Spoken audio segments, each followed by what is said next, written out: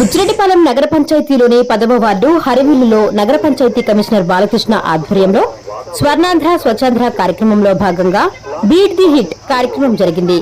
ఈ కార్యక్రమంలో chairperson Morla Supraja Murali, vice చైర్మన్లు ఎరటపల్లి శివకుమార్ రెడ్డి, నస్రీన్, కౌన్సిలర్లు పాల్గొని ర్యాలీ నిర్వహించారు.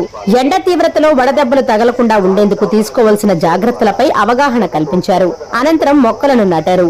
ఈ సందర్భంగా చైర్పర్సన్ మొర్ల సుప్రజామురళి మాట్లాడుతూ ముఖ్యమంత్రి చంద్రబాబు నాయుడు ఆదేశాలతో ఎమ్మెల్యే వేమిరెడ్డి ప్రశాంతిరెడ్డి సూచనలతో స్వర్ణాంధ్ర స్వచ్ఛాంధ్ర కార్యక్రమం ప్రతి నెల 3వ శనివారం నిర్వహిస్తున్నామన్నారు.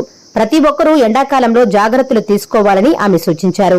ఎండ సమయాలలో అనవసరంగా బయట తిరగొద్దని తెలియజేశారు. ప్రతి ఒక్కరూ తమ ఇళ్ల వద్ద ఖాళీ ప్రదేశాలలో మొక్కలను నాటాల్సిన అవసరం ఉందన్నారు. మూగజీవాలకు, పక్షులకు దాహర్తిని తీర్చేందుకు నీటి కుండలను అందుబాటులో ఉంచాలని సూచించారు. పర్యావరణ పరిరక్షణ కోసం ప్రతి ఒక్కరూ పాటుపడాలని పిలుపునిచ్చారు. ఈ కార్యక్రమంలో టీడీపీ పట్టణ అధ్యక్షులు గుత్తా సీనయ్య, కౌన్సిలర్లు రహమత్, మల్లారెడ్డి, వైష్ణవి, తెలుగు యువత మండల కార్యదర్శి సుభాని, మెప్మా సీఓ నర్మదా, ఆర్పీలు తదితరులు పాల్గొన్నారు.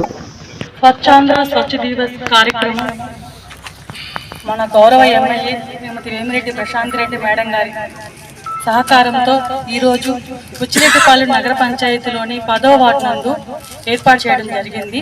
ఈరోజు ఈ కార్యక్రమానికి విచ్చేసినటువంటి కమిషనర్ గారికి, వైస్ చైర్మన్లకు, కౌన్సిలర్లకు, మెప్మా సిబ్బందికి, మున్సిపల్ సిబ్బందికి, ఇక్కడికి విచ్చేసినటువంటి సచివాలయ సెక్రటరీకి, ప్రతి ఒక్కరికి నా హృదయపూర్వక నమస్కారాలు.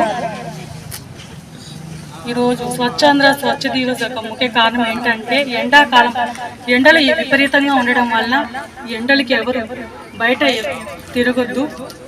అదేవిధంగా మంచినీళ్ళు, మజ్జిగ ఎక్కువగా తీసుకోండి. ఉదయం 11 గంటల నుంచి సాయంత్రం 4 గంటల వరకు ఎవరు బయట ఎక్కువగా తిరగొద్దు. తిరగడం వల్ల వడదెబ్బ తగ్గుతుంది. అందువల్ల అందరూ ఈ 2 నెలలు ఇంట్లోనే ఉండండి. అదేవిధంగా ప్రతి ఒక్కరూ ఇంటి ముందు ఒక చెట్టు నాటండి. మనకి చల్లటి గాలి వస్తుంది, మంచి ఆక్సిజన్ ఇస్తుంది, ఆ కుటుంబం ఆరోగ్యంగా ఉంటుంది.